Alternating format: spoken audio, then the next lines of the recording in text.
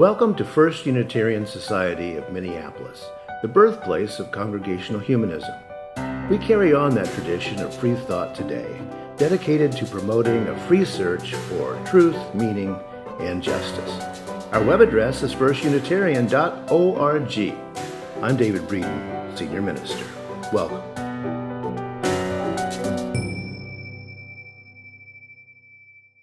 I titled this talk, What I Did on My Sabbatical. And first of all, I was and am and remain grateful. For the last 3 months of 2023, you gave me a great gift, financial support, while I took a break from holding down 2 ministerial jobs.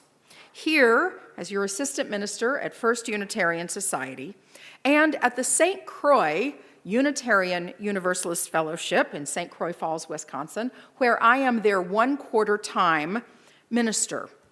You may know that 3/4 time and 1/4 time equals more than full time. I love this work. I love this work, especially because it is about loving people. And seeing your faces is good medicine to me. You are a balm to me. And having a break was essential. In ministerial work, as I know you know from Reverend David and from myself and other ministers that you've had, it is a job that does not conform to hours. It is a job that conforms to need. And so we offer ourselves as a gift and as the tool of the work to fill the need, and it needs time away from the work to refill the bucket. So I am grateful, so grateful for the gift, and I think I used it well. Author and educator Parker Palmer writes, "Self-care and self-love is never a selfish act. It is simply good stewardship of the only gift I have, the gift I was put on earth to offer others." Now I want you to hear this for yourselves, not for me, for yourselves. Self-care and self-love is never a selfish act. It is simply good stewardship of the only gift we have, the gift we were put on earth to offer others. Anytime we can listen to our true self and give it the care it requires, we do so not only for ourselves, but for the many others whose lives we touch. So, thank you for allowing me the time and space necessary for self-care. I'll tell you a few of the things I did. I think it was a lovely mix of planned projects and following pleasure. The big projects were, I'm continuing my doctoral work for a Doctor of Ministry, and I was part of a leadership seminar, and I'll talk more about that in a bit. I am part of an arts and spirituality program, and I finished a practicum in that work. I renewed a yoga practice that had been quiet for a while, and I got back into that, and the joints were really happy about that. If you see me rolling my shoulders back, I invite you to join me. Roll your shoulders back. I spent time with family and friends. I watched old movies. I read for pleasure. Demon Copperhead, so good. Cane River. I read books that I picked up out of little free libraries that I can't tell you what they were about and who wrote them. Pure trash. So good. No redeeming value whatsoever. Really delightful. I made art, I cooked and baked, and for 13 Sunday mornings, 13 Sunday mornings, I was not here in this space or in the other space that I serve. And I got a little time to reflect on what Sunday mornings meant and what we do here. What is our congregational enterprise? I spent a lot of time thinking about what's our congregational enterprise. What are we trying to do together? I spent 5 of those 13 Sunday mornings with my mom and dad. That was pretty precious. I enjoyed that a lot. And you've done quite a lot while I've been gone. Those upper assembly hall chairs that are in the main office waiting to be decided on, people are deciding on those. That task force of the upper assembly hall chairs is moving along. You've figured out that process and it's happening. The stewardship team has figured out their program. They're ready to launch. Our Ethical Explorers program is rolling along, has had a successful fall. We've welcomed new members. I see lots of new faces. We have this big choir. Wow, it's so wonderful to see all of you and hear your voice back again. You've changed the intro music. My gosh. The things you can do, everybody can do. Everybody can do. Our theme this month is the gift of liberating love. And I want to share how this leadership seminar that I was a part of helped to clarify a sense of liberating love. Some of the key learnings that I had from this seminar and how I think love leads us to shared action. As humanists, we are creating this way that's a midpoint. David talks about this a lot, a midpoint between a secular world and a religious world. We come together in a religious form. I say to people, we walk like a duck and we quack like a duck, but we don't pray like a duck. But we have this form, and what we do together is so important because we love this world. Love is at the center of what we do. And I hope we show up here and we lend our leadership here, and we are called into leadership here because we love what we do here together. We love each other, and we love our possibility. So in this leadership seminar, we talked about how we lead in congregations. What's important about it? What does it mean? What are we after? And there were some 20 students from around the world in our online doctoral seminars. Many from the Twin Cities, some from the East Coast and the West Coast, some from the South and the U.S. There was a student from Cameroon. There was a student from Burma. It was really quite fascinating. Most were from a Christian tradition. There were a couple of us Unitarian Universalists. There was one who was from a pagan tradition. It was a pretty varied group. We talked about conflict. We talked about spiritual maturity. We talked about different ways of thinking about challenges. And I found out that I'm a little bit of a geek for this leadership stuff. I really like it. So you may hear more about that from me. Here are a few highlights that I learned. One about conflict. This congregation is a low conflict congregation, I think. We don't have a lot of conflict here. And no place is complete or should be completely conflict-free. You don't want to be completely conflict-free. Conflict is really the presence of two different ideas in the room. Conflict does not have to mean a fight. It really means that there are two different ideas of how things should go forward, right? So in her book, Transforming Conflict, Unitarian Universalist minister Teresa Cooley issues a powerful invitation for congregations to become adept at dealing with conflict and not to avoid it. Right? Conflict avoidance is much more dangerous than navigating our way through conflict. Quote, where better to learn skills at all levels than in religious community? If we can create the kind of community that helps us grow in self-awareness, that holds us in love in the midst of our pain and distress, and that helps us walk together toward a new way, this indeed becomes a noble mission. This is not just about figuring out how we can get along. It's about how learning It is about learning how a congregation can build the skills within itself in order to meet its mission to serve the world in a new way. I think there's something so powerful about welcoming different ideas of how we can go forward. Even if I maybe don't agree with them right away, it allows me to invite curiosity. Tell me more about why you think that. Tell me how, let's talk about how we can get there.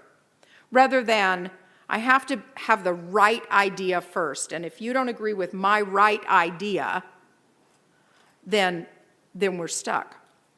I think we can extrapolate this a little bit to why do congregational leadership. When I was a congregant at First Unitarian Society and I was in seminary, I began to think of it as my learning lab. And I did lots of things there. I served on the board. I led a stewardship campaign. I was part of the Labyrinth team and the Association of Universalist Women, and I did several different things. And I thought, wow, this is a really safe space to learn leadership skills.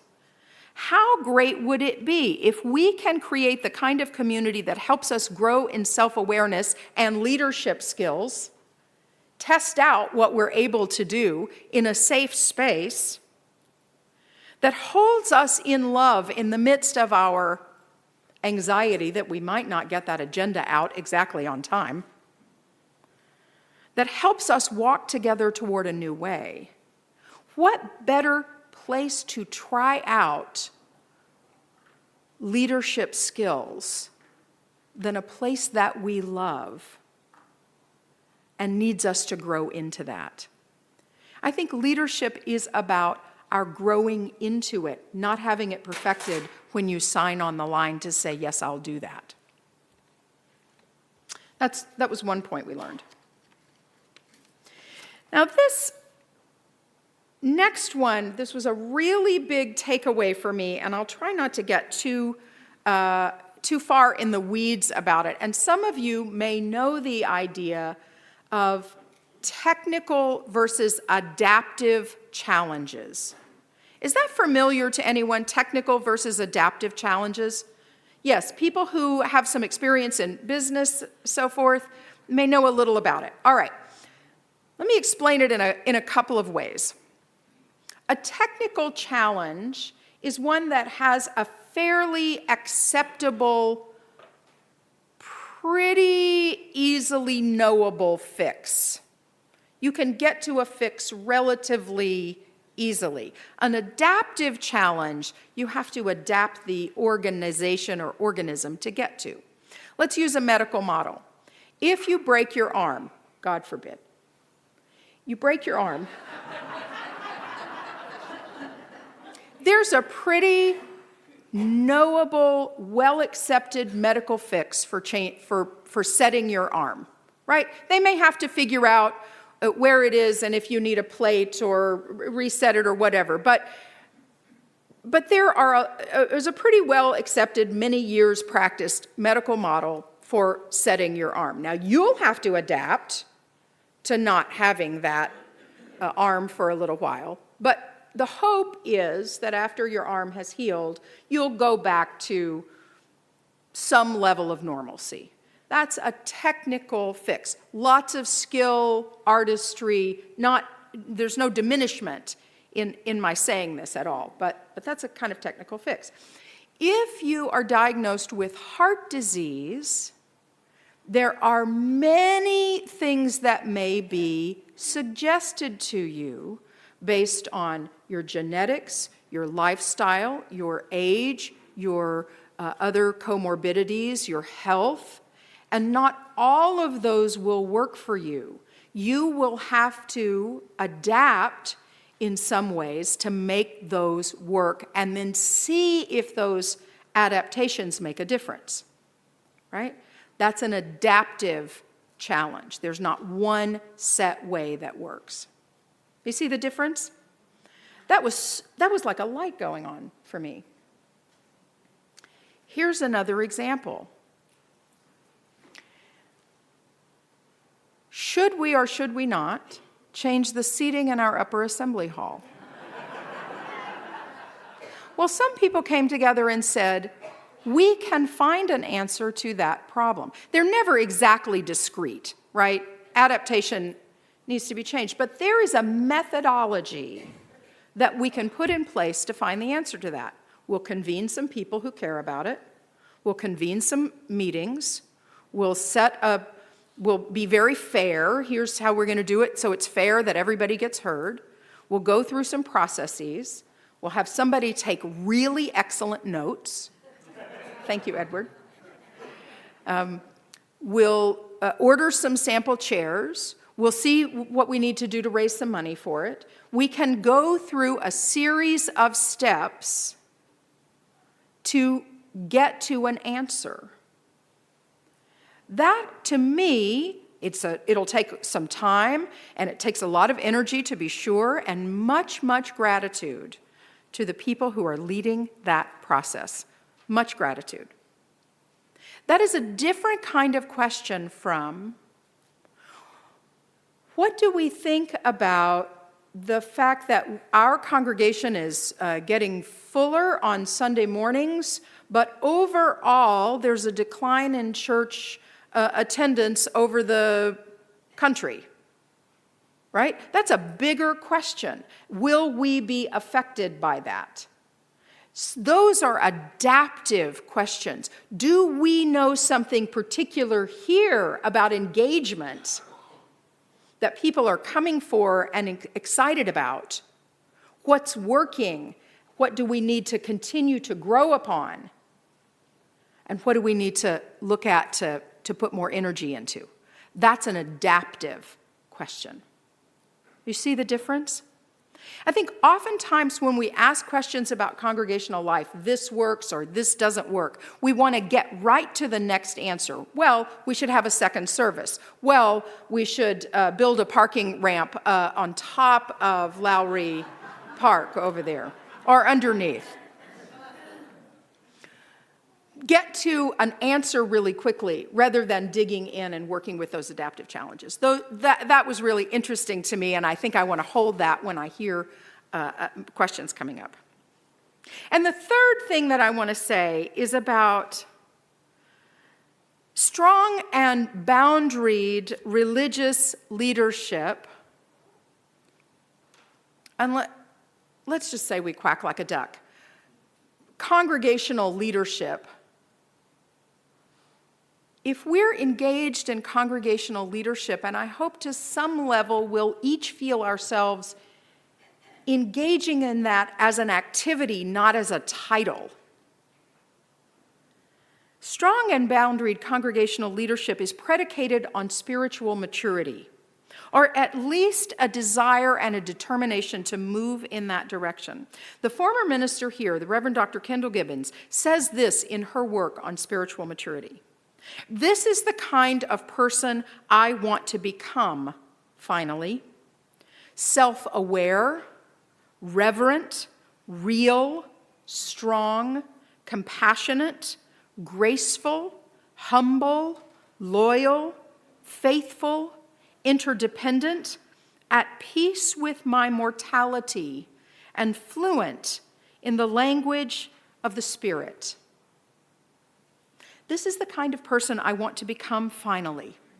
Self-aware, reverent, real, strong, compassionate, graceful, humble, loyal, faithful, interdependent, at peace with my mortality, and fluent in the language of the Spirit. This is individual and collective work, and responsible and loving leaders model and encourage growth toward this kind of spiritual, mindful maturity.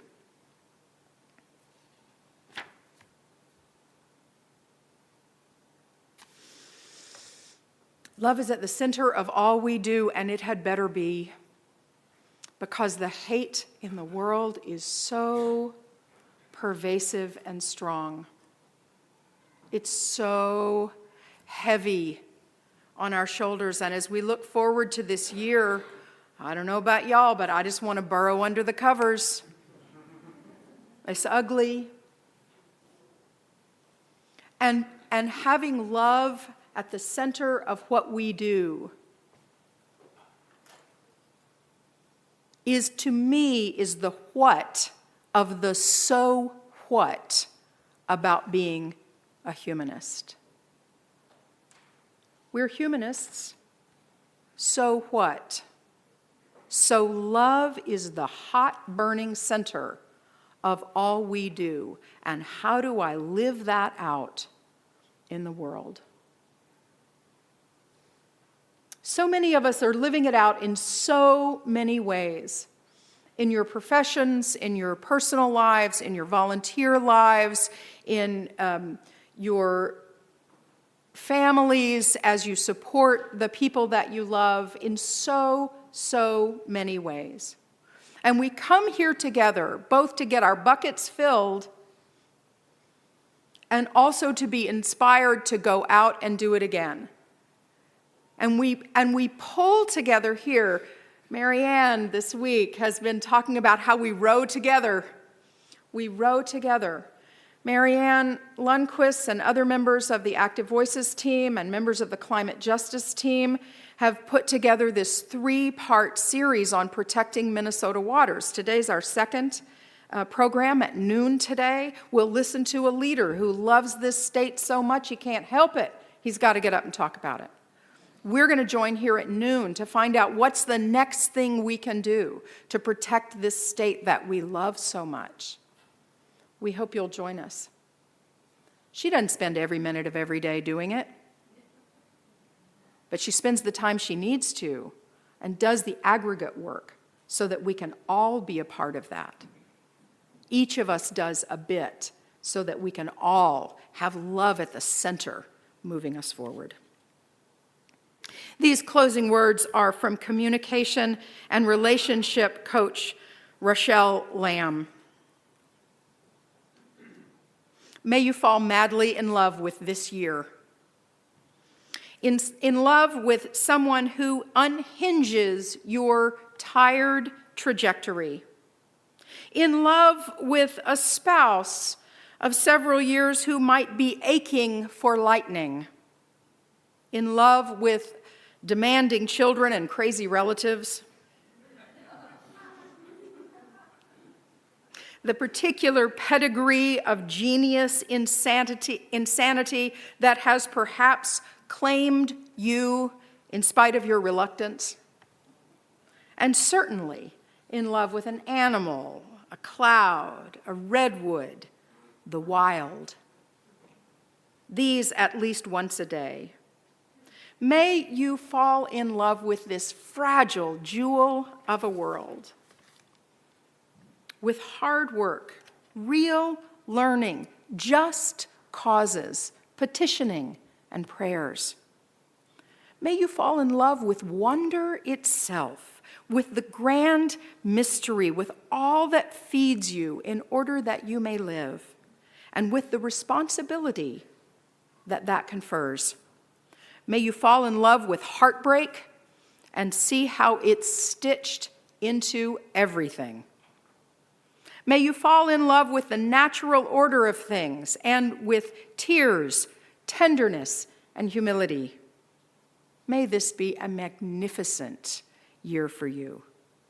May you fall deeply, madly, hopelessly, inextinguishably in love. May it be so, and blessed be.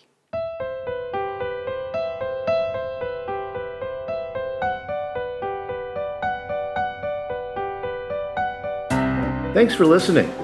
You can find much more about humanism and what's happening at First Unitarian Society in Minneapolis by visiting our website at firstunitarian.org.